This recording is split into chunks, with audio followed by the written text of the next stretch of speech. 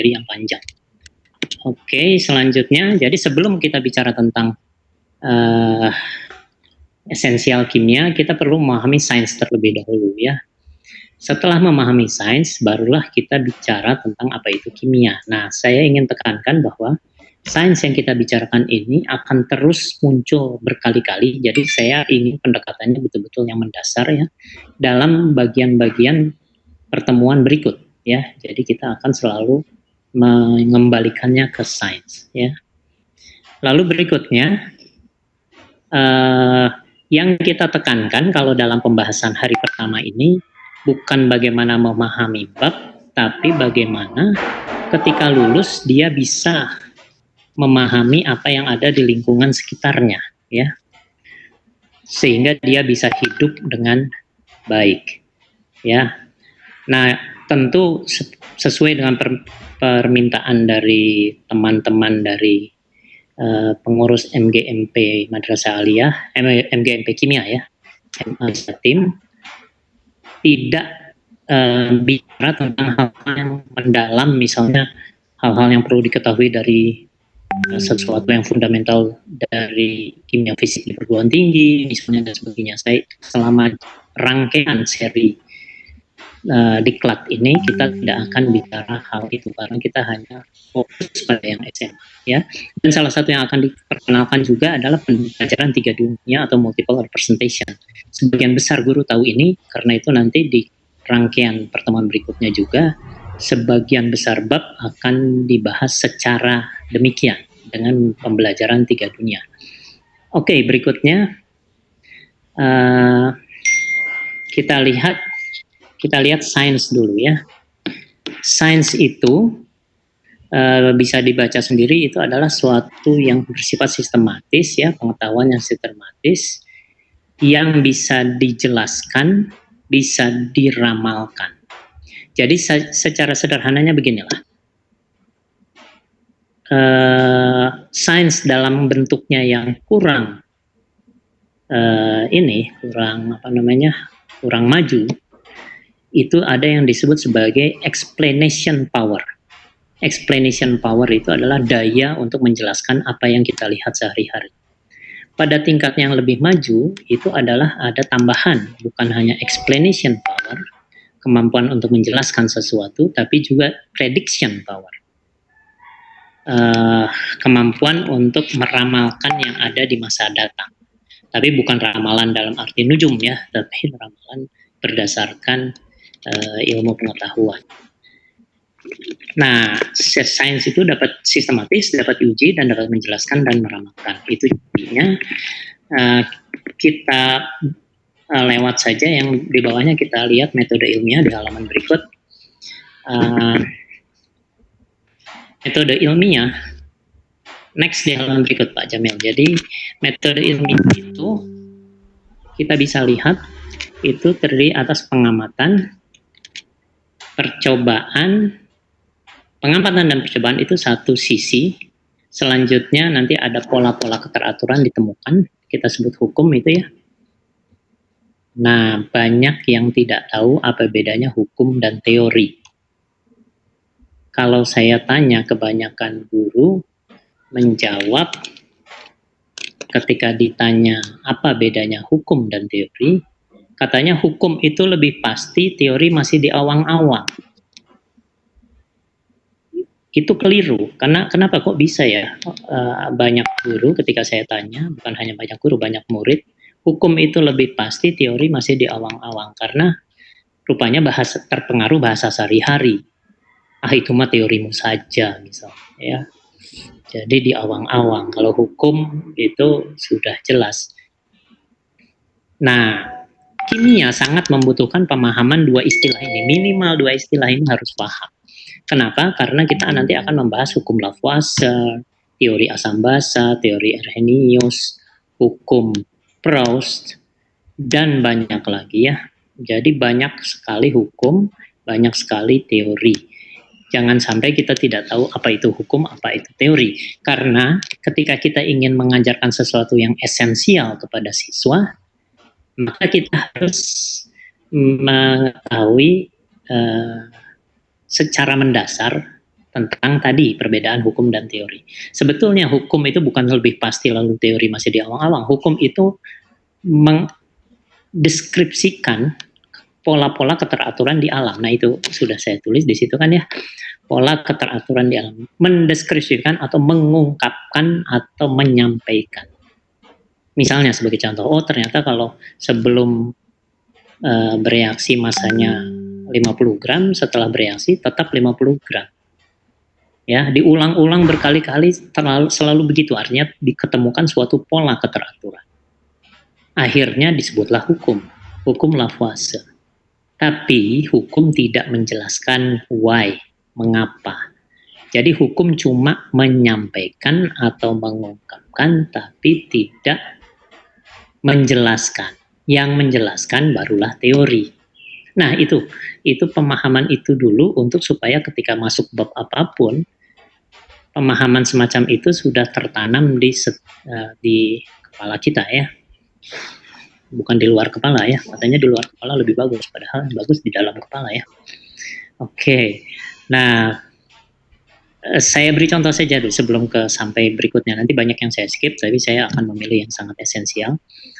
Saya beri contoh, misalnya saja hukum Lavoisier tadi ya, yang sudah saya jelaskan. Masa sebelum dan sudah sama. Teorinya adalah teori atom Dalton.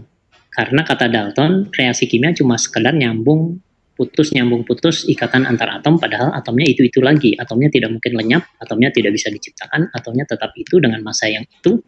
Seperti main Lego kita nyambungkan dan sebagainya, ya massanya akan tetap. Nah, itu akhirnya teori. Kenapa? Karena teori itu bisa menjelaskan kenapa demikian. Ya, nanti di pertemuan berikut kita akan ketika ketemu teori, saya akan ingatkan ini lagi supaya pembahasannya menjadi sesuatu yang esensial ya. Terusnya berikutnya halaman berikut latihan, kita skip latihan 2. Nanti Bapak Ibu menerima slide ini silahkan dibaca untuk berlatih ya. Terus berikutnya latihan dilewat. Kita lihat ini ya. Ini juga sebentar saja bahwa sains itu terdiri atas 4 proses tadi. Prosesnya itu adalah proses berpikir induktif. Coba bayangkan tadi slide mengenai lingkaran sains tadi ya. Di atas ada percobaan dan pengamatan. Dari percobaan pengamatan adalah keteraturan. Ditemukan keteraturan itu pasti berproses. Prosesnya adalah induktif ya. Lalu membuat teori. Nah, membuat teori itu sebetulnya disebut proses berpikirnya bukan deduktif, tapi abstraksi. Kenapa abstraksi? Karena lewat penciptaan teori itulah muncul istilah-istilah baru yang lebih abstrak. Saya beri contoh. Ketika kita bahas hukum Dalton atau hukum Lavoisier yang paling sederhana atau hukum Proust, mereka melakukan percobaan dengan menimbang. Ada masanya ya, ada masanya sekian dan sebagainya, lalu ternyata masanya tetap, lalu kalau Proust apa? Perbandingannya tetap ya, jadi kalau misalnya NaCl, Na dengan Cl perbandingannya selalu tetap ya, massa dan sebagainya. Tapi ketika hukum itu ditemukan, belum ada konsep-konsep atom. Ketika dibuat teori, muncullah konsep baru, teori atom ya. Jadi selalu ada konsep baru. Atom juga setelah itu ada konsep elektron, semakin lama semakin abstrak. Ada inti atom, ada subkulit, ada orbital, ada bilangan kuantum dan sebagainya. Perhatikan bahwa ketika kita merumuskan teori baru, pasti ada istilah-istilah baru yang semakin lama semakin abstrak. Jadi prosesnya disebut abstraksi. Lalu berikutnya baru deduktif. Setelah kita tahu teori itu dipakai untuk meramalkan fenomena baru. Ternyata diperoleh hipotesis akhirnya. Hipotesis, contohnya, saya beri satu contoh saja.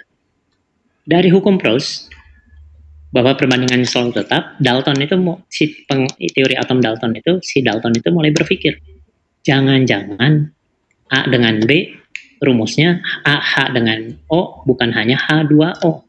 Jangan-jangan bisa perbandingan yang lain. Akhirnya diramalkan, hipotesisnya adalah kalau satu massa sama, maka massa yang lain akan berbeda kalau berupa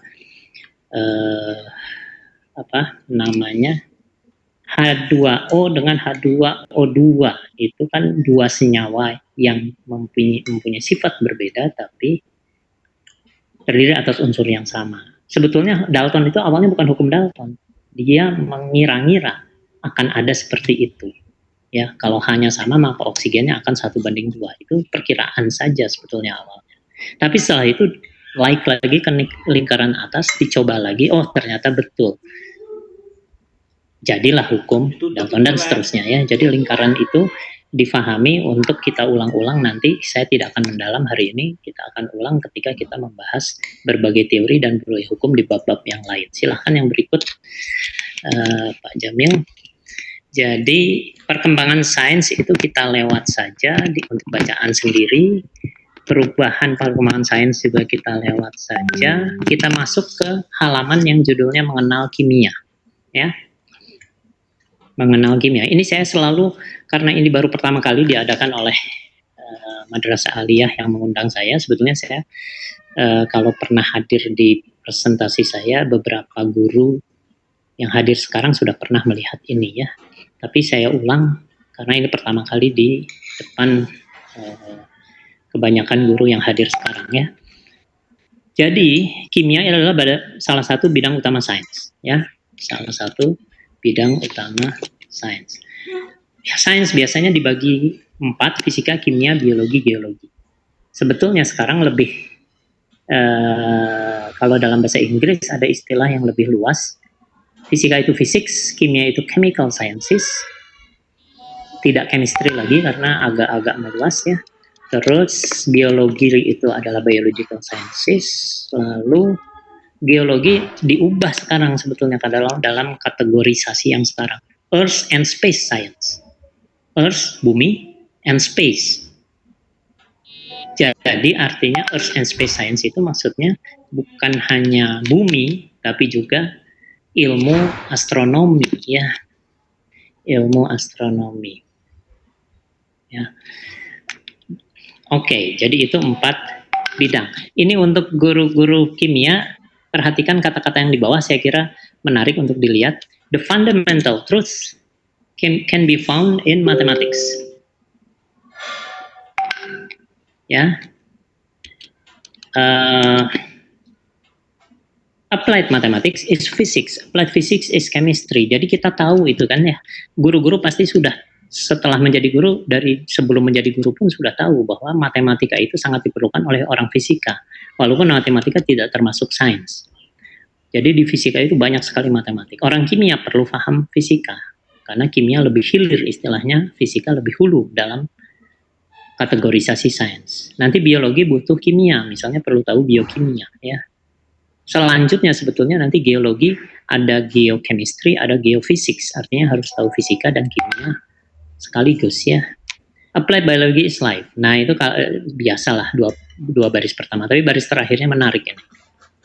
In the center of the search between truth and life, yang di awalnya kan disebut terus, di tengah pencarian kita, di tengah pencarian kita antara kebenaran dan kehidupan, Anda akan temukan kimia. Jadi ini pasti orang kimia yang ngomongnya. Kalau yang 2 baris pertama, siapa saja bisa ngomong gitu ya. Oke, kalau saya ingin berikan 1 poin lagi untuk pembelajaran kita ya. Kalau ada pertanyaan bisa langsung diajukan di WhatsApp ya. Ada Mas Ikrom yang akan meneruskannya ke saya. Kalau dianggap relevan saya akan langsung jawab. Kalau tidak relevan ya saya akan lewat. Kira-kira begitulah ya. Jadi silahkan bertanya di WhatsApp atau di itu ya. Nah selanjutnya halaman berikut.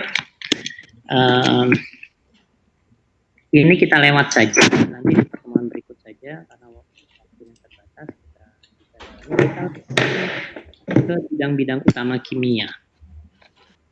Ya, bidang utama kimia sebetulnya itu 3 bidang itu. Jadi dibaca di bagian kiri bawah.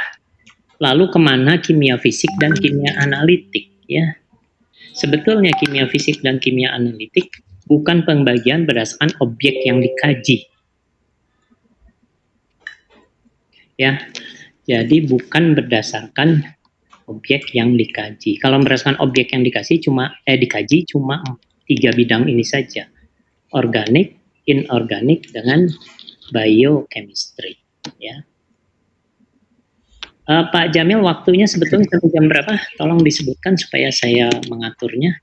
Walaupun nanti bisa di-extend sedikit kalau pertanyaannya sudah saya jawab sambil jalan. Oke, ini Bapak.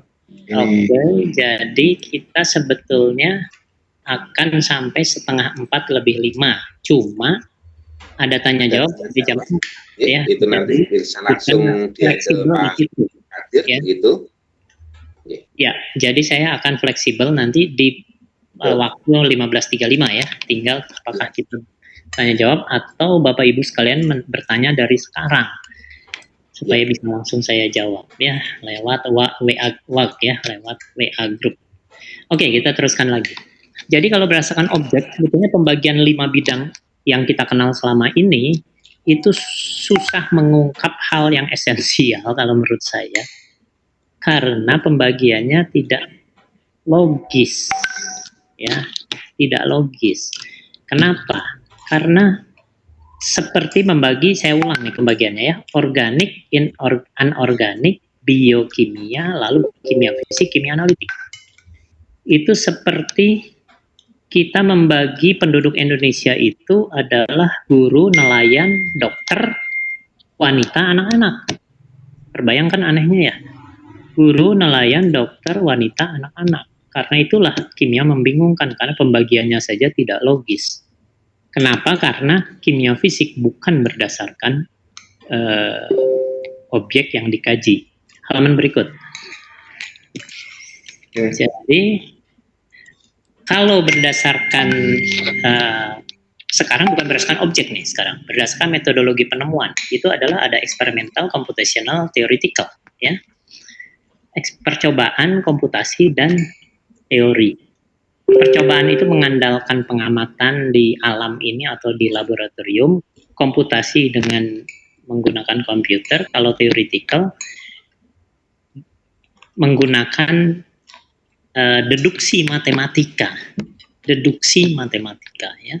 Sebagai contoh, dari rumus waktu relatif dari Einstein dia nurunkan berlembar-lembar, dari waktu itu T sama dengan T0 per akar 1 min V kuadrat per C kuadrat diturunkan berlembar-lembar, ternyata hasilnya adalah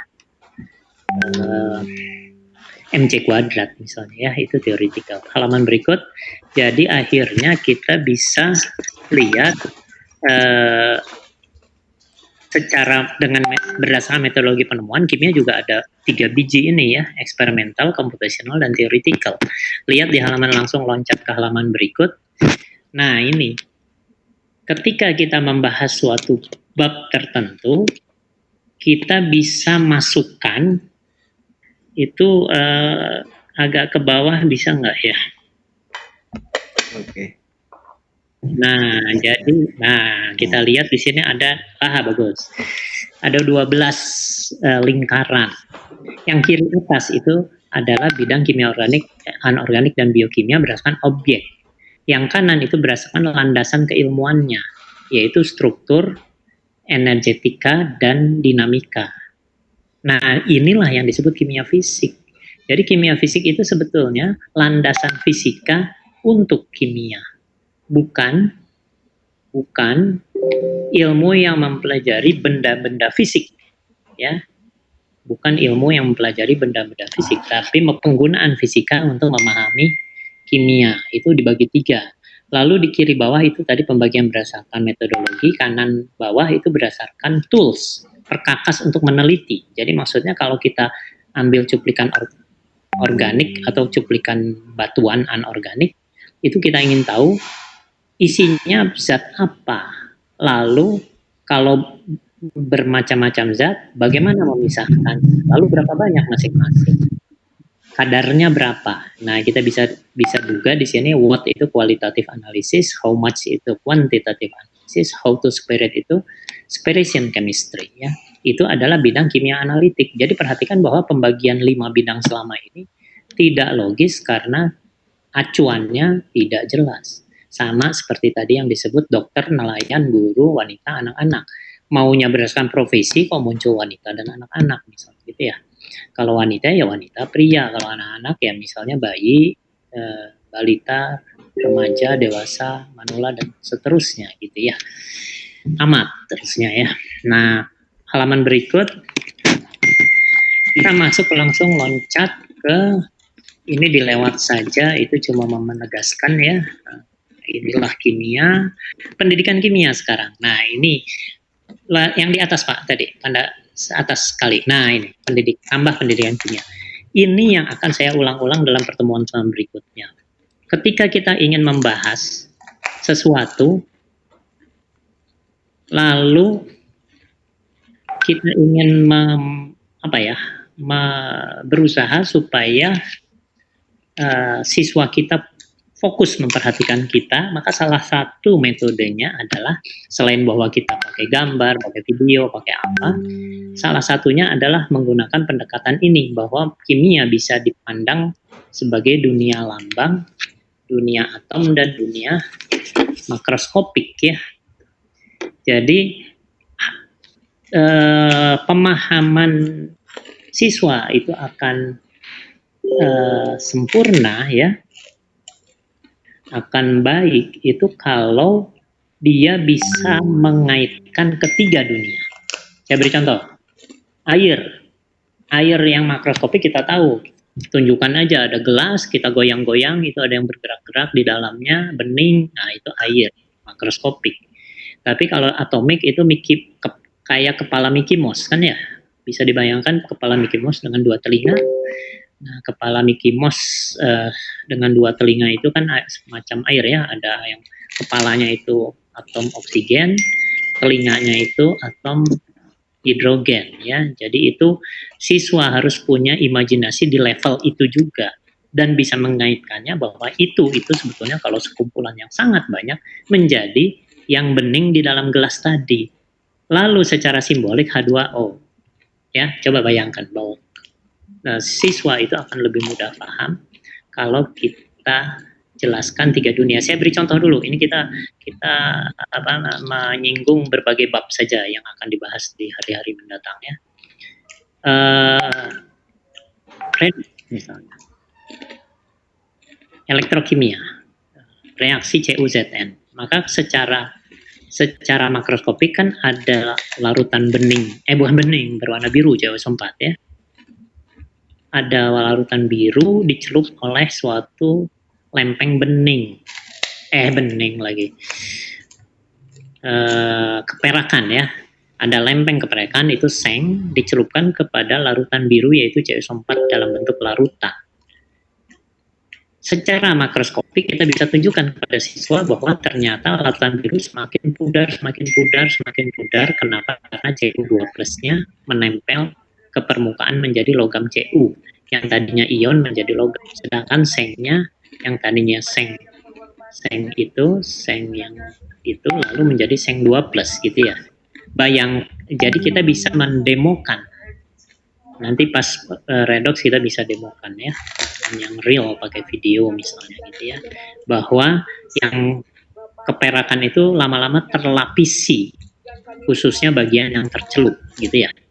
Nah itu dunia makroskopik. Dunia simboliknya yang selama ini biasa untuk kita tulis di papan tulis ketika masuk kelas lalu ingin belajar sel volta. Cu2+ dalam kurung Aki tambah Zn dalam kurung S panah gitu kan ya.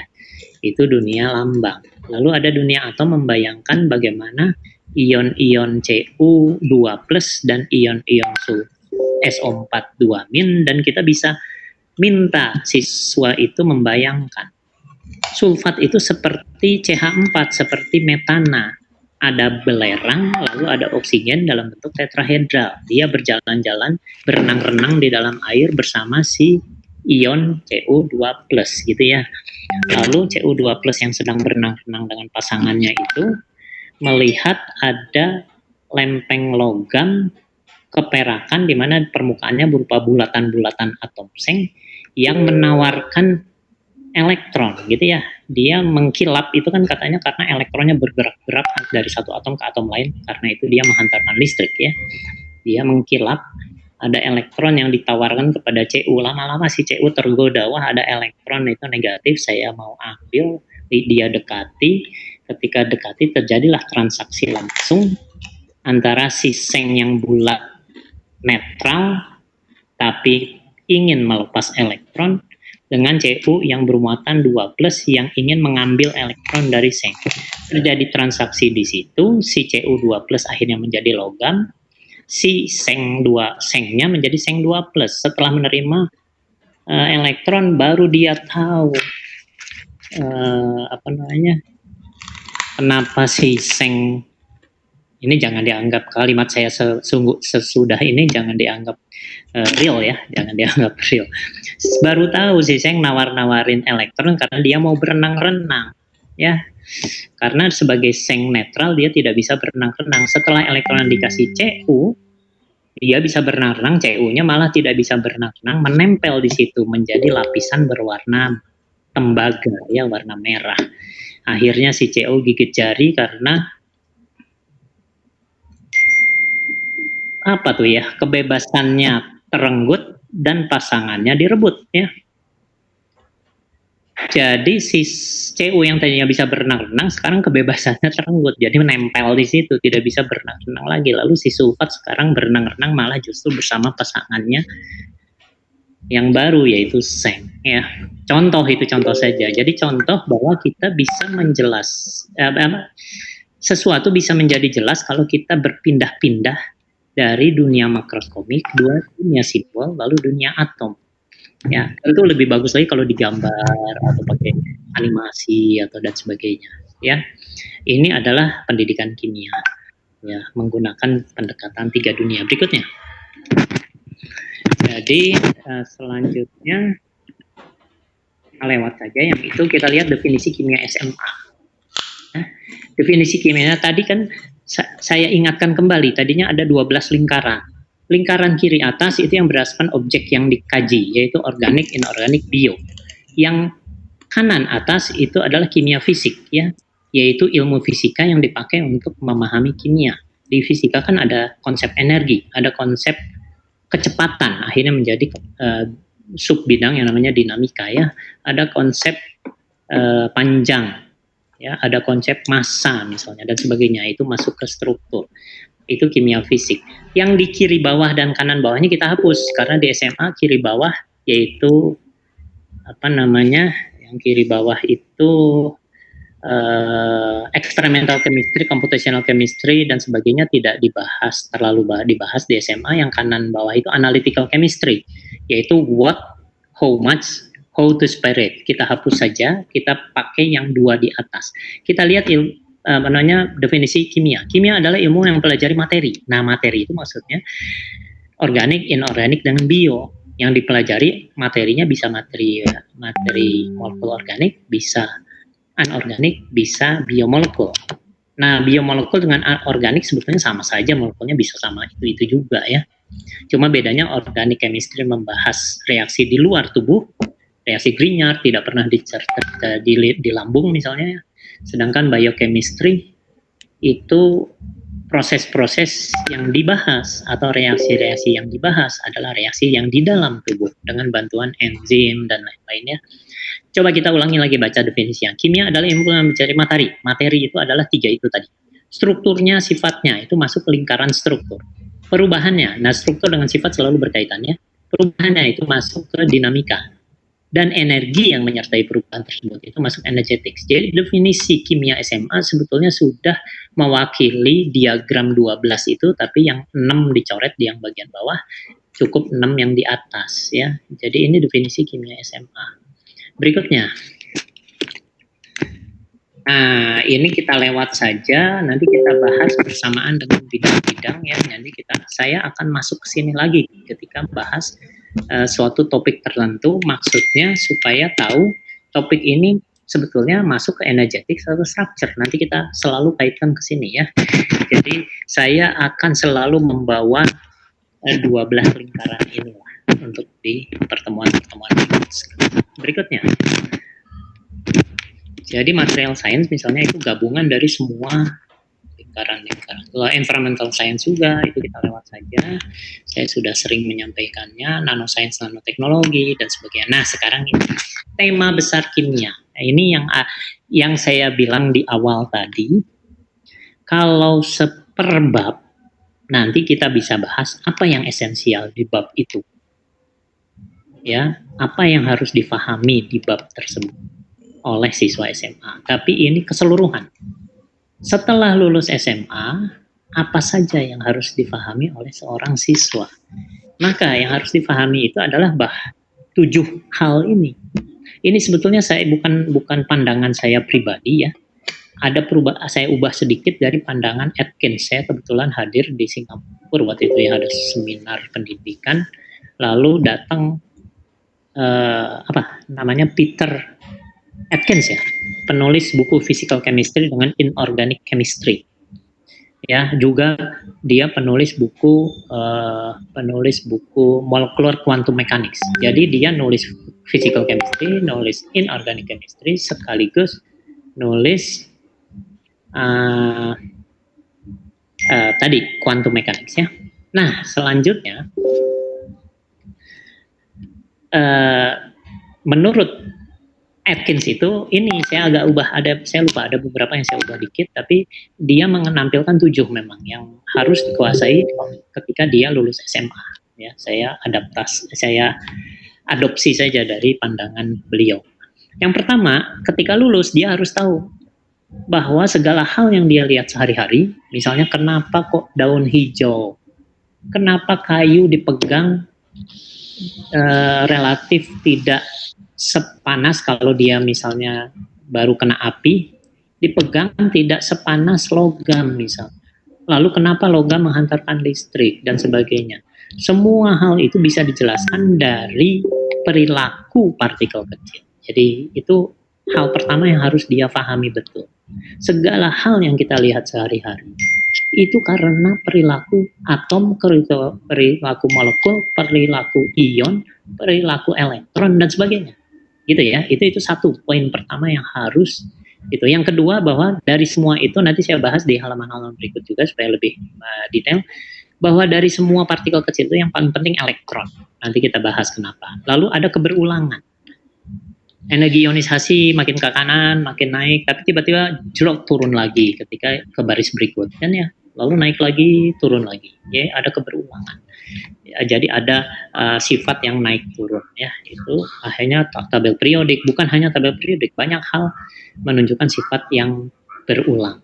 Lalu prinsip keempat, prinsip kekekalan. Bahwa ada masa kekal, ada energi kekal dan sebagainya ya. Jadi jangan percaya sesuatu yang tidak kekal ya. Jadi kan banyak penipu-penipu, wah bisa menghasilkan energi tanpa batas atau apalah segala macam ya. Jadi dengan tahu ini dia tidak mudah ditipu oleh orang yang ingin dapat keuntungan dengan berbekal seolah-olah saintifik. Berikutnya yang kelima yang harus dikuasai juga adalah bahwa segala sesuatu cenderung menjadi lebih stabil atau energinya cenderung rendah. Ya, energinya cenderung rendah. Itu adalah yang kelima. Yang keenam, cenderung menuju ketidakteraturan. Yang ketujuh, walaupun dia cenderung menuju ketidakteraturan, tapi perubahannya tidak mulus karena ada yang menghambat, yaitu energi aktivasi. Ya, perhatikan bahwa ini 7 disebut paling penting oleh Atkins dan saya setuju. Tapi di Indonesia konsep entropi dicoret dari kurikulum SMA, sayang sekali. Padahal itu termasuk salah satu yang sangat penting ya. Halaman berikut. Oke. Ya, nah ini sekarang tema satu-satu kita bahas dari 7 itu ya. Tema kita bahas agak lebih mendetail. Nah, ya nanti pas pas ada pertanyaan menarik di WA group ya, nanti kita bahas karena terkait dengan tema besar yang kedua. Nah, tema besar yang pertama ini misalnya saja kenapa keramik mudah pecah. Bapak Ibu sekalian bisa melihat tangan saya nggak ya? Bisa ya mestinya Pak Jamil ya? Atau cuma layar saja yang kelihatan? Layar saja Bapak yang kelihatan. Oh, layar saja ya sudah. Nggak apa-apa, nggak apa-apa. Jadi misalnya, kalau misal kenapa keramik muncul, kenapa karet elastis, kenapa besi mudah ditempa, kenapa plastik lentur, kenapa intan keras, kenapa oksigen gas, air itu cair, dan besi padat. Semua itu karena partikel. Bisa dijelaskan karena sifat partikel. Ya. Karena sifat partikel. Jadi, sebagai contoh, keramik mudah pecah itu karena ikatan ion. Ion itu betul-betul ada yang saya tanya pernah, kenapa keramik mudah pecah? Katanya karena ikatannya lemah. Saya jawab apa coba ketika dijawab oleh seseorang karena ikatannya lemah. Pak, kalau ikatannya lemah, dari dulu keramik itu cair. Kalau lebih lemah lagi dia gas. Ya. Jadi pada cair gas itu berdasarkan interaksinya kuat atau lemah. Kalau kuat jadi padat, kalau lebih lemah jadi cair, kalau semakin lemah menjadi gas. Jadi keramik jelas kuat, tapi kenapa mudah pecah? Karena ketika atomnya bergeser sedikit, yang tadinya di sebelah plus adalah minus, cuma bergeser 1 angstrom, perhatikan 1 angstrom itu 0,000000001 meter. Atau kalau dari milimeter, berapa tuh? Kalau 10⁻⁻10 jadi 10⁻⁻6 ya. Min 7. 0,0000001 milimeter. Jadi bergerak segitu sudah berubah tetangganya. Yang tadinya tetangganya minus, sekarang tetangganya plus. Plus dengan plus tolak menolak, karena tolak menolak pecah. Ya, jadi kita menjelaskan segala sesuatu. Yang lain silahkan dipikirkan oleh Bapak Ibu sekalian, karena waktunya singkat. Tapi intinya adalah ketika lulus SMA, ini tema besar pertama, setiap siswa harus tahu bahwa segala hal yang ada di sekitarnya itu bisa dijelaskan dari perilaku atom, molekul, ion, elektron, dan sebagainya. Kedua, sekarang berikutnya, yang tema besar kedua. Ya. Tema besar kedua itu bisa sekalian membahas pertanyaan ini. Bu Arif Sulistiarini ya, Bu Arif. Terima kasih atas pertanyaannya. Dari semua dari semua partikel yang ada, elektron adalah yang paling menentukan, bukan paling menentukan. Ya, yang paling menentukan perilaku. Walaupun jelas sifat molekul, gaya tarik antar molekul, gaya tarik antar atom, dan sebagainya, semua itu juga penting. Cuma dari semua itu, elektron paling penting. Kenapa? Karena bisa menjelaskan misalnya sebagai contoh, golongan 1A, kenapa sifatnya mirip? Karena dia elektronnya cuma 1 di kulit terluar, walaupun jumlah kulitnya beda-beda ya. Misalnya litium cuma ada 2 kulit, dan seterusnya ya. Misalnya lagi, lihat di situ, ada H2O, HF, NH3, CH4, dan sebagainya. Kenapa hidrogennya sejumlah itu? Karena elektron juga. Tapi kalau elektronnya sama-sama 6 di kulit terluar, seperti oksigen dan sulfur belerang, maka rumusnya sama kan, H2O, H2S. Nah, siswa perlu tahu elektron itu penting sekali. Ya, nah salah satu ada pertanyaan, misalnya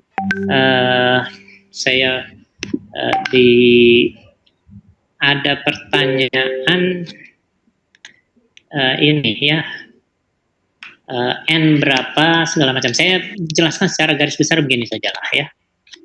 Kalau misalnya kita punya elektron ingin masuk ke suatu atom, masuk ke subkulit apa dulu? Itu pakai prinsip yang ke-5 nanti, atau ke-4 ya, lupa saya. Bahwa dia cenderung energinya terendah, maka dia masuk 1S dulu kan ya. Setelah itu baru 2S. Jadi prinsip Aufbau itu berdasarkan tema besar yang nanti saya akan bahas ya. Lalu setelah S itu 2P. 2P itu ada 3 orbital, 2PX, 2PY, 2PZ ya. Kalau dia molekulnya berupa atomnya berupa atom karbon, kalau atomnya berupa atom karbon, maka S2, 2S2, 2P2. ya. Elektronnya ada berapa tuh karbon? 6 ya. Sebelah kiri bawah itu atom karbon kan, ada 6 proton, ada 6 neutron, ada 6 elektron, 1 S. Udah tahu Bapak Ibu sekalian, pasti tahu semua. Kedua 1 S, yang ketiga 2 S, yang keempat 2 S. Ya, sekarang yang kelima ke 6. Yang kelima ke 6 itu masuk ke 2PX, 2PY, 2PZ. Dia masuk salah satu dulu, tapi yang terakhir bukan di orbital yang sama karena aturan Hund kan ya, semua sudah tahu itu, ke sebelahnya. Ya, itu adalah perilaku elektron bahwa dia cenderung tunggal-tunggal dulu kalau energinya sama. Ditanya sekarang bilangan kuantum elektron terakhir. Di soal UN, nah ini soal UN, itu ada soal macam begini, lalu soalnya itu jawaban A-nya itu adalah N2, betul ya, N2 kan kulit kedua. M, salah, N2, L dulu ya. L1 karena P, betul ya, elektron terakhir karbon itu adalah P di 2PX atau 2PY atau 2PZ. Jadi L-nya 1, M-nya min 1, S-nya setengah. Jawaban B sama N2, L2, M-nya 0, S-nya setengah. Jawaban C, N2, L1, M-nya plus 1, S-nya setengah, dan seterusnya. Akhirnya kunci jawabannya adalah yang B. Nah, padahal kalau misalnya jawaban D-nya adalah N-nya 2, L-nya 1, M-nya misalnya min 1, S-nya min setengah, misalnya, itu juga benar. Yang E, N-nya 2, L-nya 1, M-nya misalnya 0, S-nya min setengah. Benar, benar semua. Benar semua. Kenapa? Karena tidak ada seorang guru kimia pun yang bisa mengatur elektron itu masuk 2PX duluan, atau 2PY duluan, atau 2PZ duluan. Karena energinya sama.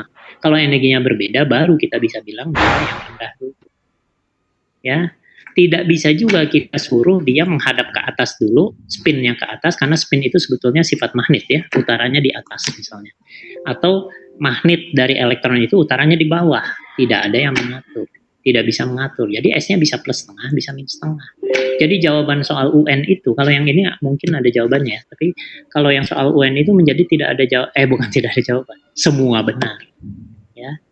Tapi ketika elektron pertama masuk 2P, masuknya ke 2PX dan panah ke bawah, maka elektron kedua harus panah ke bawah juga.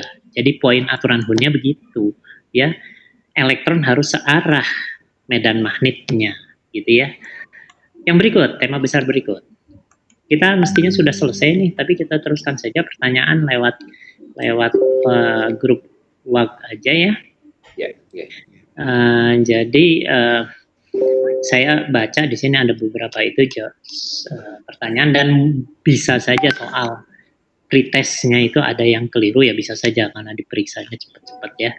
Nanti kita lihat sama-sama di pertemuan berikut. Nah, sekarang yang ketiga itu adalah keberulangan. Yang kedua tadi elektron ya. Yang ketiga bahwa ada keberulangan. Jadi misalnya bagaimana untuk melepaskan elektron? Yang kiri mudah dilepaskan, Li, Be lebih sulit, B dan seterusnya, tapi ada apa namanya? Ada kekecualian ya, agak menyimpang dikit ya, kayak keseleo gitu kayak. Jadi naik terus makin kanan, tapi kadang-kadang turun dikit ya. Tapi secara umum naik. Ya. Nah,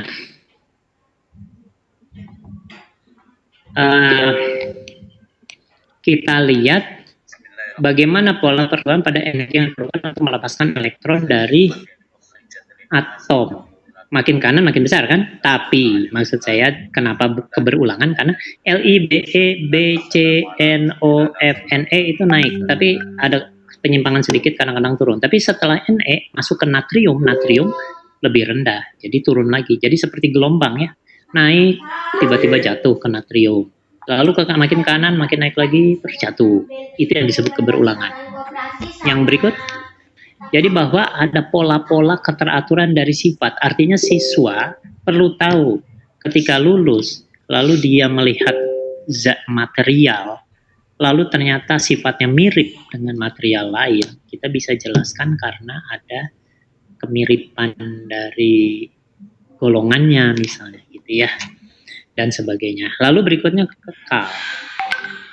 Kekalnya itu bisa masa, ini yang barusan ya, kekalnya bisa masa yang kekal, bisa energi yang kekal, bisa segala macam yang kekal. Sebagai contoh misalnya, ketika benda dijatuhkan, energi potensialnya turun atau naik? Nah, semua pasti bisa menjawab. Energi potensialnya turun.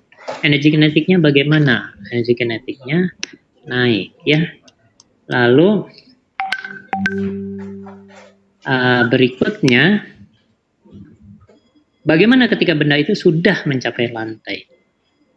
Katanya energi kekal. Kalau tadi selama bergerak jatuh dia kekal kan ya? Karena energi potensialnya turun tapi kinetiknya naik. Sehingga kalau dijumlahkan kinetik dan potensial, energinya kekal. Dengan apalagi kalau kita buat ruangnya ruang hampa, tidak ada gesekan udara ya. Tapi ketika sampai tanah, energi kinetiknya tiba-tiba yang tadinya besar jadi 0. Energi potensialnya 0 juga. Akhirnya seolah-olah ada energi tidak kekal.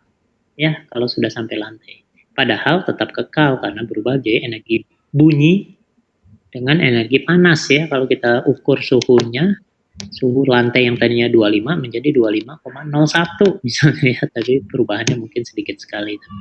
Karena di panasnya itu disebarkan ke lantai yang luas ya, sehingga kenaikannya ini. Nah, bagaimana kita mendapat sudah dan seterusnya lah ya. Einstein itu akhirnya bukan kekekalan massa, tapi kekekalan massa energi. Atau bukan kekekalan energi saja, tapi energi massa. Akhirnya tetap kekal ya. Energi bisa hilang, tapi terbentuklah massa. Massa bisa hilang, jadi makanya disebut kekekalan massa energi. Nah, ada satu pertanyaan nih sebelum kita ke halaman berikut. Mengenai pembelajaran masa, sebentar. Melantur dulu. Mengenai pembelajaran di masa COVID, bagaimana membelajarkan kimia, lebih baik saya bahas di setiap bab di pertemuan-pertemuan berikut ya. Tidak sekarang. Kalau sekarang nanti saya secara sangat umum saja, karena tadi sudah dijelaskan oleh Pak Suyitno tadi ya, sudah dijelaskan panjang lebar bagaimana masa pandemi ini. Jadi saya tidak akan terlalu panjang lebar tentang itu. Oke, berikutnya, mengapa udara terasa panas menjelang hujan? Karena awan bukan uap air. Awan itu air, sudah menjadi tetes air, tapi masih 1/1000 tetes, belum jatuh, masih melayang-layang. Ketika menjadi air, dia prosesnya proses pengembunan. Eksoterm atau endoterm, silahkan pikirkan sebentar, eksoterm atau endoterm. Kalau dari uap air menjadi air, ekso kan? Panasnya dilepaskan, lepas kemana? Lepas ke udara, makanya kita merasa panas ketika hampir hujan ya. Jadi hampir hujan menjadi panas itu karena proses perubahan wujud dari, dan itu kekekalan kan. Kenapa kekekalan? Karena tadinya nanti pertemuan berikut lah kenapa itu kekekalan. Halaman berikut ya. Oke. Halaman berikut supaya selesai dulu, supaya kita sempat membahas bagaimana pembelajaran masa COVID ini ya. Nah, selanjutnya bahwa kalau kita biarkan, kenapa kok ada gambar bakso di situ? Nah, maksudnya kalau kita punya mangkok lalu baksonya dilepaskan ke dalam mangkok, misalnya kita simpan di tepi, dia akan bergerak melintasi mangkok, jatuh ke titik terendah, tapi akan terus kan naik lagi kan karena dia punya kecepatan. Tapi ketika naik nggak mungkin dia berhenti di situ kan ya. Tidak mungkin ketika naik lalu berhenti di situ, pasti balik, akhirnya berhentinya di tengah-tengah di bawah, artinya energi terendah. Ya itu maksudnya ya, tapi jangan main-mainin bakso lah, ibu alat ya, main-mainin makanan. Tapi kira-kira itu yang maksudnya ingin saya minta Bapak Ibu membayangkan. Contohnya ayunan lagi gitu. Kalau kita ayunkan lama-lama kan di tempat C ya, tidak mungkin berhenti di B, tiba-tiba berhenti ya. Lari terbirit-birit kalau tiba-tiba ya. Ada hantu yang di situ. Halaman berikut. Nah, ini tema yang keempat tadi. Sekarang kelima. Nah, yang kelima ini dia bukan ya. Sebentar. 1, partikel kecil penting. 2, elektron penting. 3, apa tadi? Ketiga. Oh, saya lihat. Nggak usah di atas bawah. Saya kan punya Ulangan ya. ininya di sini. Sebentar. Supaya keberulangan ya. Yang keempat kekekalan. Nah, sekarang terendah sudah yang kelima. Sekarang yang keenam, menuju ketidakteraturan. Bahwa Bapak Ibu sekalian, kalau misalnya ada sekarang pelatihannya di dalam ruangan seperti di gambar yang kiri itu karena tidak ada pandemi misalnya, saya lagi bicara di depan kelas sana, lalu saya sebentar keluar mau ke belakang, mustahil kelas itu menjadi semakin sunyi senyap, ya, jadi mustahil lah. Ya, coba silahkan dicoba ya. Gurunya keluar lalu anak-anaknya semakin sunyi senyap, wah luar biasa, itu bisa dilaporkan di dalam jurnal ilmiah. Kalau keluar gurunya lalu semakin sunyi senyap. Jadi artinya condong menjadi ketidakteraturan. Ya. Nah ini entropi. Sayangnya entropi dihapus, padahal penting. Mestinya dibahas tapi dengan cara sederhana. Karena ini adalah prinsip yang luar biasa dasar. Lulus SMA dia harus tahu kenapa kok mudah meledak kalau yang gampang terbakar. Karena ledakan itu menyebabkan semakin tidak teratur, gitu kan ya. Jadi banyak saya selain bahwa dia eksoterm tentunya ya. Jadi bahwa dia melepaskan energi. Saya ulangi tadi yang berikut yang sebelumnya itu adalah melepaskan energi jadinya ya. Kalau yang disebut dia menjadi energi terendah itu adalah melepaskan energi. Contoh, bensin dengan oksigen bereaksi, CO2 dan H2O. CO2 dan H2O itu energinya lebih rendah. Bensin dan oksigen energinya lebih tinggi. Dia jatuh energinya ke titik rendah. Selama jatuh itu dilepaskanlah kalor, ya kan? Karena itu aneh sekali ketika Pak Presiden kita yang sebelum sekarang itu bicara menyampaikan ada anak muda Indonesia bisa menemukan blue energy, yaitu air menjadi sumber energi. Yang mustahil lah, energi itu udah energinya rendah, mau turun menjadi apa lagi? Laut yang bukan main luas itu sudah menunjukkan bahwa energinya rendah dan sistemnya stabil. Halaman berikut. Nah terakhir ini, jadi terakhir seorang yang lulus kimia harus tahu bahwa perubahan itu bisa cepat, bisa lambat karena ada hambatan yang disebut energi pengaktifan. Jadi kinetika ini jadinya ya. Jadi kenapa katanya tadi menjadi semakin tidak teratur, tapi kok tidak begini? Tidak, kita tiba-tiba nih sedang di depan komputer atau di depan HP. Karena kita cenderung semakin tidak teratur, pas lagi nonton kita meledak misalnya ya. Kenapa tidak langsung meledak tubuh kita gitu ya? Karena ada penghambat. Selesai. Jadi itu semua hal penting yang harus tersampaikan lewat bab-bab yang kita ajarkan. Yang esensial per bab itu pertemuan berikut. Halaman selanjutnya Pak Jamil. Oke. Halaman berikutnya kita lihat itu lewat saja latihan-latihan segala macam. Pembelajaran di era pandemi. Saya belum tuliskan semuanya ya. Yang pertama di era pandemi itu tidak harus semua diajarkan. Itu satu. Pilih yang esensial ya. Jadi kita bisa pikirkan ini udahlah, ini kita hilangkan, tapi dicatat ya, ini kita tidak bahas dan jangan ditanyakan nantinya gitu kan ya.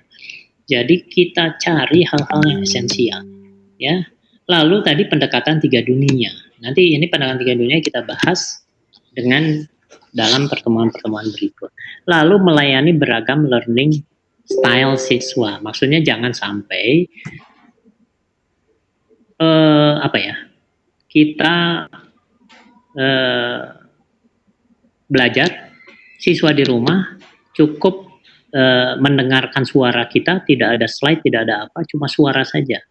Bisa saja beberapa orang memang menangkap dengan cepat karena learning style-nya itu suka mendengar musik, mendengar suara, mendengar apa gitu ya. Tapi kalau untuk orang yang senangnya membaca, maka kita sediakan PDF. Jadi semuanya kita sediakan.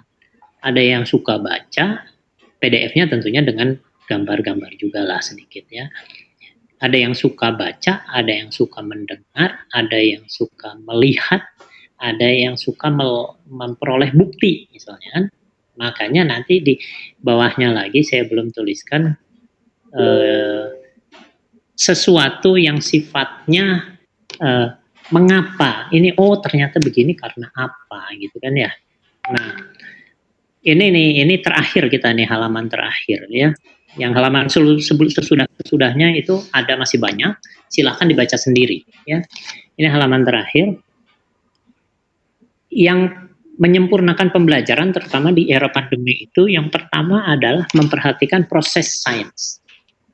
Maksudnya ketika kita bahas bab pertama dulu di masa lalu pernah ada buku dibahas teori atom Dalton, katanya teori atom adalah begini. Lalu setelah itu dibahas hukum Proust, hukum Lavoisier segala macam. Terbalik itu kalau dari sisi proses sains.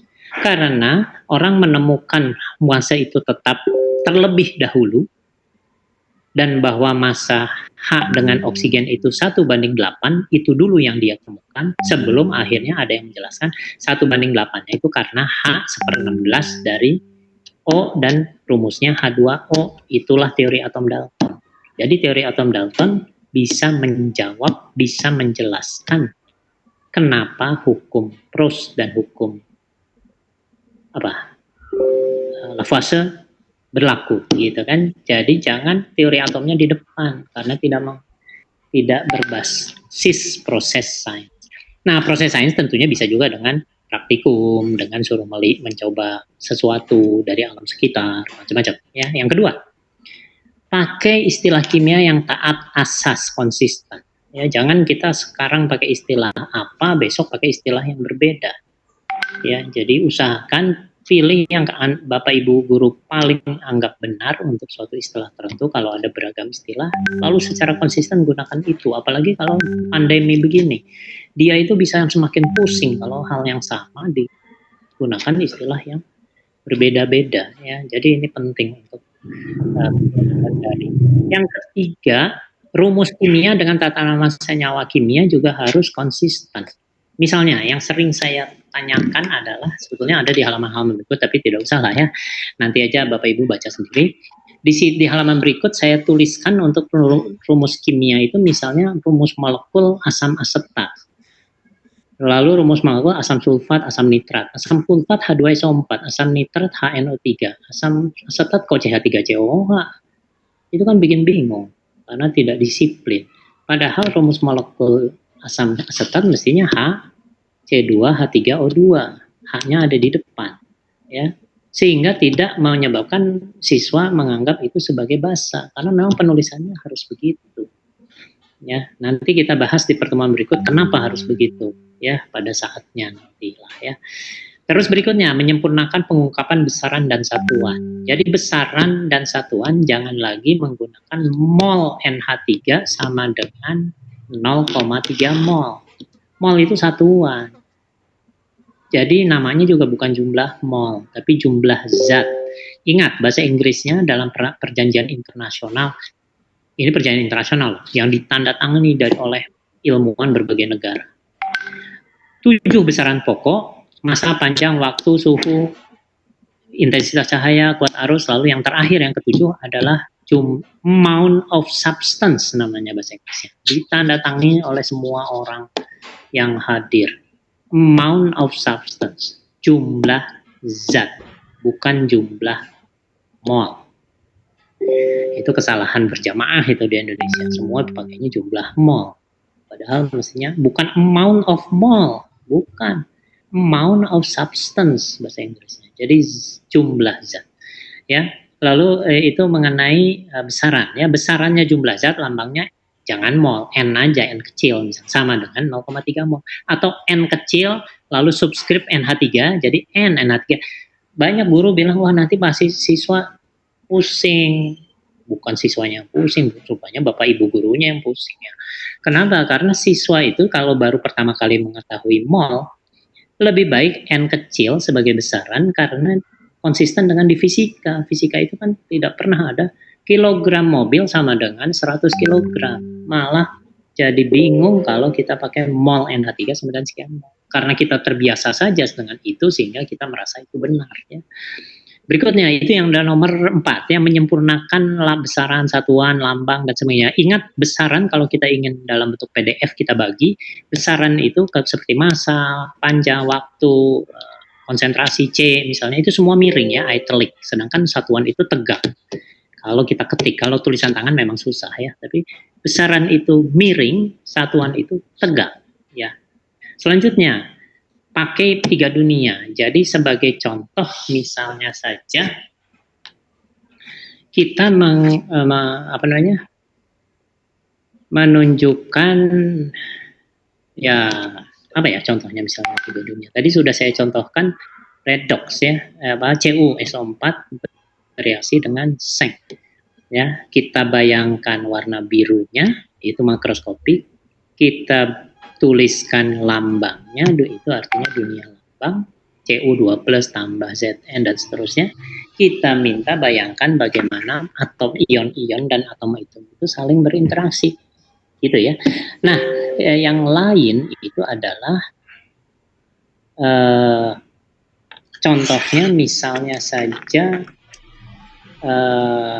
kita bahas tentang elektrolit ketika membahas larutan elektrolit. Kita bilang elektrolit itu misalnya kita masukkan ke dalamnya HCl. Jadi H+Cl- ya. Kalau supaya paham bisa suruh membayangkan bulatan H kecil, bulatan Cl gede, pas tadinya terikat, pas masuk dalam air membelah, menjauh gitu ya. Jangan cuma HCl panah H+ tambah Cl-, belum tentu semua siswa jangan-jangan cuma dihafal aja. Oh, saya harus nulis seperti itu. Bukan paham bahwa memang ada ikatan yang putus gitu. Jadi kita minta bayangkan di dunia atom. Lalu dunia makroskopiknya misalnya begini. Kalau kita suruh 2 orang siswa kita masuk ke dalam kolam berisi air murni, berenang-renang di situ tapi tidak saling bersentuhan misalnya ya, lalu dicelupkanlah listrik 220 volt, mestinya kan kejang-kejang gitu ya. Ternyata tidak, mereka tenang saja berenang-renang. Ya, artinya air itu adalah non elektrolit karena mengurainya cuma 10⁻⁻14. Jadi 10⁻⁻14 itu jangan sebagai angka saja. 3 dunia kita kaitkan dengan sifatnya, bahwa kalau ada air murni, orang berenang dikasih itu tidak akan istilahnya apa ya? Kalau kejang-kejang itu apa? Menggelepar itu, iyalah apalah namanya ya. Nah, tidak akan, karena dia ionnya H+ dan OH- luar biasa sedikit ya, sangat sedikit. Itu, tapi jangan dicoba di rumah, karena di rumah itu ada air, ada mineralnya. Jadi jangan air kolam. Kalau air kolam nanti dari tanah itu ada mineral-mineral sehingga ya menggelepar lah kalau dikasih listrik ya. Tapi paling tidak kita kaitkan dengan sesuatu yang nyata ya. Memberi pengalaman belajar yang lebih banyak, artinya apa? Artinya kasih waktu untuk dia tidak cuma mendengarkan kita, jangan seperti saya sekarang misalnya gitu ya. Jangan seperti sekarang. Nah, ini menarik, ada yang menyimpulkan, iya betul. Jadi C mol per liter bisa, M mol per liter. Lebih baik memang C ya. Tapi kalaupun pakai M masih boleh lah. M-nya itu sebagai singkatan dari, bukan mol, singkatan molar. Molar itu kan satuan. Sebagai singkatan dari kemolaran. Sebagai besaran. Jadi M-nya miring tapinya. Ya, kalau bisa dimiringkan ya. Jadi C-nya miring, M-nya miring. C sama dengan C HCl misalnya sama dengan 0,1 mol per liter. Gitu ya. Kira-kira begitu ya. Jadi memang boleh C, boleh M sepanjang M-nya miring. Tapi saya lebih menganjurkan pakai C sebetulnya. Supaya konsisten. Semua konsentrasi C kecuali yang tidak ada satuannya, yaitu fraksi mol itu X ya. Tapi yang lain C, cuma kalau molar C pakai subskrip M besar. C pakai subskrip M kecil untuk molal. Ya. Jadi tinggal pakai subscript saja, konsisten jadinya. Selalu C gitu kan ya. Oke, terus berikutnya memberi pengalaman belajar itu artinya dia dikasih kesempatan lah ya untuk dia aktif, memperhatikan keragaman gaya belajar siswa. Artinya yang tadi saya sudah sebutkan, learning styles ya. Jadi saya kira ini semua coba perhatikan, masing-masing diperhatikan dalam pembelajaran masa pandemi ini. Walaupun nanti ada hal-hal tentu yang spesifik bab tertentu yang bisa kita bahas di pertemuan berikut.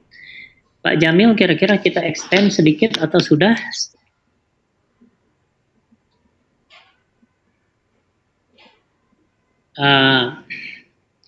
Saya kira coba saya pilihkan aja yang berikut. Kalau misalnya kita ingin tambah waktunya sedikit, mestinya jam 4 sudah selesai ya.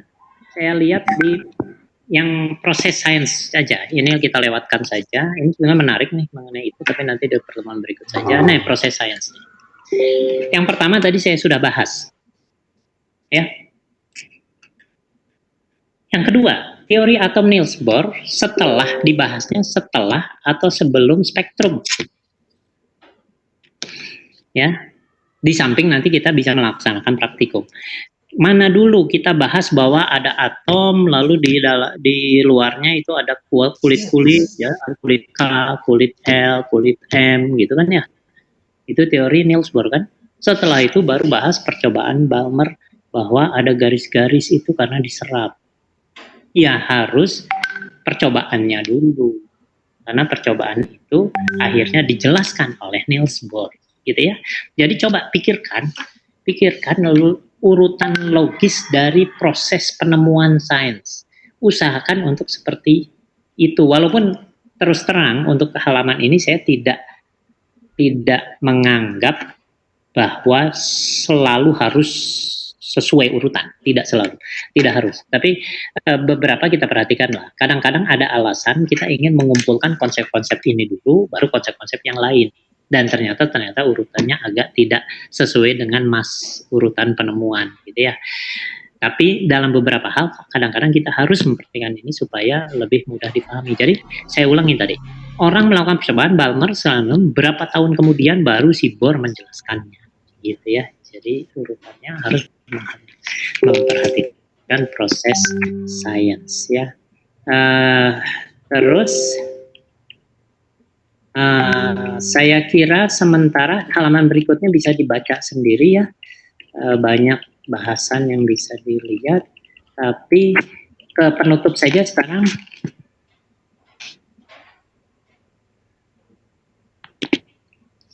Ke halaman terakhir sebagai penutup.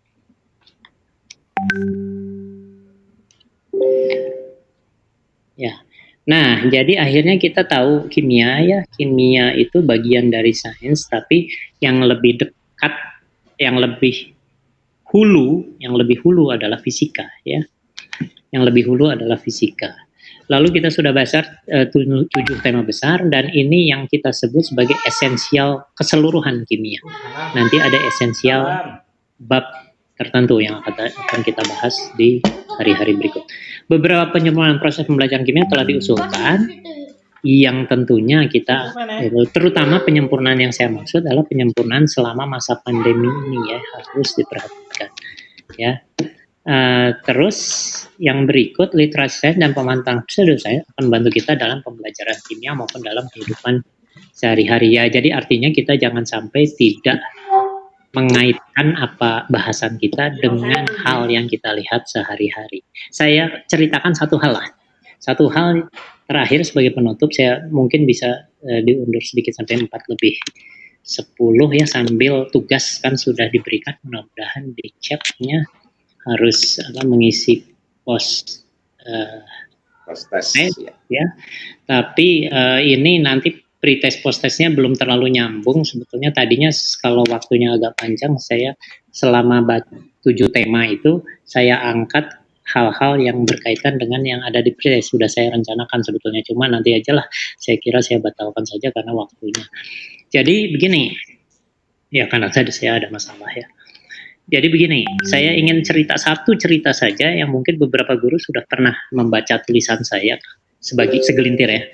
Sudah pernah membaca tulisan saya tentang air heksagonal. Ya, ini yang terkait dengan literasi sains. Ya. Nah, saya pernah waktu beberapa tahun lalu, waktu air heksagonal itu laku di seluruh kota di Indonesia ya, alatnya dari Korea harganya 7 juta atau berapa juta gitu ya. Kalau dilewatkan ke situ keluar menjadi air heksagonal yang bermanfaat bagi tubuh kita. Bermanfaatnya apa? Waktu itu saya baru ada di mall, istri saya masih di dalam, terus saya udah keluar duluan, di situ ada yang lagi jualan itu. Lalu Pak, saya jelaskan dulu. Saya nggak akan beli, saya bilang gitu kan. 5 menit aja. Saya lihat istri saya kayaknya masih agak lama, ya sudahlah, oke lah 5 menit. Lalu dia sebutkan bahwa air heksagonal itu bisa menghancurkan kolesterol, bisa melarutkan mineral dengan lebih baik, lalu bisa apalagi ya waktu itu ya, itu oksigen, melarutkan oksigen lebih baik. Lalu dia cerita, Pak, Bapak kan perlu oksigen katanya. Manusia kan semua perlu oksigen. Di mall ini kan oksigen sudah kurang katanya, karena di tempat tertutup. Dalam hati, saya nggak ngomong tadinya pada saat itu. Dalam hati kalau udah kurang kita udah ngap dari tadi. Ini kenapa kok masih bernafas biasa saja gitu ya. Jadi, tapi dia namanya sales itu kan ya segala macam diomongin supaya kelihatan meyakinkan gitu ya. Akhirnya saya bilang, ini kayaknya salah Mbak, ini salah ditawarkan ke saya dan salah ditawarkan kepada manusia. Mesti yang ditawarkannya ke ikan mas dengan ikan mujair. Kan ikan mas dan ikan mujair kan butuh oksigen di air. Kalau kita kan oksigennya dari pernafasan. Jadi kalau dia bisa melarutkan lebih banyak oksigen, ya bagusnya kan untuk ikan mas dengan ikan mujair, saya bilang. Jadi salah itu iklannya. Terus yang berikutnya, saya itu lagi yang menarik adalah ketika dia bilang airnya itu harus disimpan di mana, di kulkas, karena air heksagonal stabil pada suhu 4 derajat Celcius. Kalau suhunya terlalu tinggi bisa rusak katanya. Wah, menarik itu. Jadi kalau kita minum dari kulkas, kita baru menyentuh lidah saja sudah rusak ya. Karena lidah kita kan 37 derajat. Mana sempat dia menghancurkan kolesterol jadinya. Jadi banyak iklan-iklan berbasis sains, tapi orang tertipu dengan mudahnya. Kenapa? Karena kita tidak melakukan pembelajaran 3 dunia atau kontekstual, istilah lainnya kalau dikaitkan dengan makroskopik ya. Bahwa segala sesuatu yang kita bahas, lambang-lambang yang kita tulis di papan tulis itu harus bermakna secara makroskopik. Ya, saya kira itu saja. Terima kasih. Cuma ada satu ini pertanyaan yang menarik. Selama ini buku paket atom dulu, baru itu ya kita tukar saja lah ya. Jadi kan poinnya adalah buku kalau tugas kita di kelas kebetulan kita tidak diatur harus urutannya seperti apa. Yang penting bahwa itu diajarkan dan kompetensinya tersampaikan. Itu yang penting. Bahwa mahasiswa akhirnya memahami. Jadi bisa kita mulai dengan percobaan-percobaannya dulu, baru ada teori yang menjelaskan percobaan itu. Itu lebih lebih menguatkan daya nalar siswa, gitu ya. Itu pertanyaan yang ada pertanyaan beberapa dari. Terima kasih Pak Abdul Ghafir, Pak Bu Mama Iqbal, Mama Iqbal. Ya, Iqbal. Ya. Oke, begitu saja Pak Jamil, sudah sampai penutup. Nanti sampai ketemu di pertemuan berikut dengan satu catatan, kalau yang berhasil digabung di mana ini Telegram ya. Nanti akan saya undang untuk pertemuan berikut kan Rabu jam 1 ya Pak Jamil ya. Ya, betul. Ya, pertemuan berikut kita pertemuan yang panjangnya itu adalah di jam 1 sampai jam 4 ya. Tapi jam 8 kalau sempat 1 jam saja untuk pemanasan lah ya, pemanasan. Nanti saya kasih linknya, tapi tidak lewat Webex. Jadi yang lewat Webex itu siang jam 1, tapi yang 8-9 itu tidak lewat Webex untuk pemanasan. Sehingga setelah bertemu pagi itu Bapak Ibu bisa mengingat kembali berbagai hal dan sebagainya, sehingga pas siang itu kita bisa membahas agak lebih cepat dan lebih efektif dan lebih mudah ditangkap juga. Kira-kira begitu. Terima kasih banyak ya. Terima kasih banyak Bapak. Monggo Pak Adi.